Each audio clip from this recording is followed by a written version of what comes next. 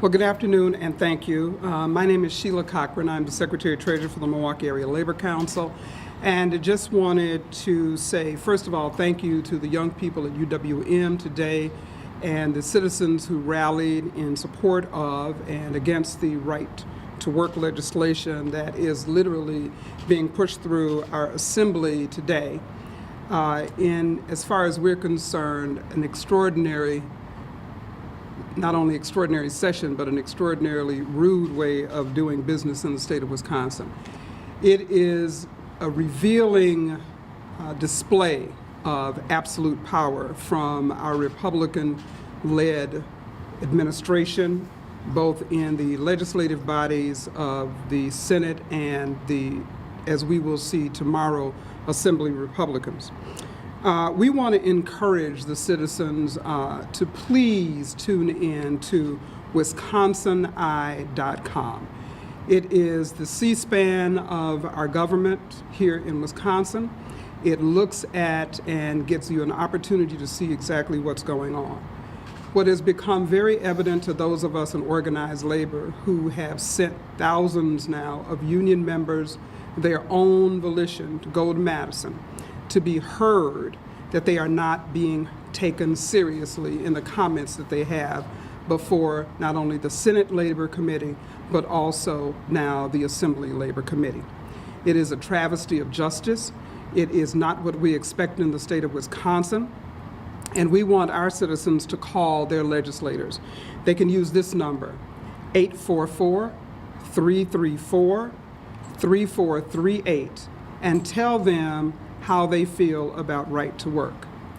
I am reminded not only of the origins of right to work and its divisiveness, but I'm also reminded that not too long ago, both Senator Darling and Representative Koyenga had singled out the city of Milwaukee for particular right to work zones. Every one of those zones aimed at the heavy industrial manufacturing that we have left in this city.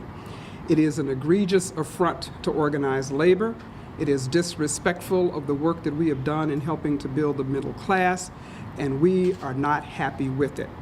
We have gone to our legislators, we have called them, we have testified against this. It has not helped. They have not heard what has been said.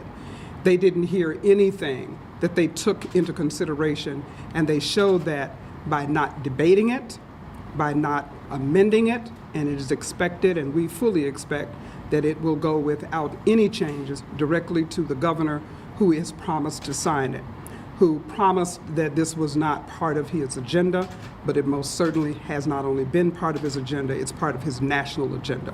So for those people, again, that want to get in touch with their legislators, they should call 844-334-3438. Thank you. I listened to the Senate Labor Committee testimony, and I listened to the Assembly testimony. Now, obviously, the Senate disbanded rather quickly, but if they were really listening, you had over 1,000 or more people against the legislation. Those voices were dismissed. It was clear to us that their minds were totally made up. It was as if, frankly, they really didn't even have to be there. They just sat in their chairs. And then when it got down to the Senate debate at the regular legislative session for the Senate, there were only 2 people that actually spoke on behalf of the entire Senate Republicans, only 2. And other than the leadership, none of them spoke. So it was as if they went to work that day and just covered their chairs. They did not listen. They didn't adjust anything. They didn't hear anything that the Senate Democrats had as far as any of the amendments. And it was not even a consideration. Once the debate, which was a timed debate, was over with, they called the roll and the bill was done. And they had messaged it over to the Assembly immediately. And we assume that the same thing will be done this time, and the debate is supposed to be for 24 hours. But with all of those Assembly people that we have, I doubt if it will be a debate where more than the Democrats' voices will be heard, because obviously our Republicans have been bought and paid for by the Koch brothers, and they're doing what they have been told to do. It was a shock to the system. I know that it took, and I think people forget, an awful lot to get all of our people there. We were there for over 20 some odd days. This wasn't something that just popped up overnight. And people work every day. There'll be a rally tomorrow at noon on a Thursday in the middle of the workday. And I don't think it's an accident that all this stuff is being done in the way it has. It made it very plain that they want to push everything through very quickly. And so if the focus is on how many people were there, I think we should get the numbers accurate. And I don't think that the Department of Administration has been forthcoming on the appropriate number of people that were there, because there were far more than any 3,000 there on Saturday, and there most certainly were more than 2,000 there the first day.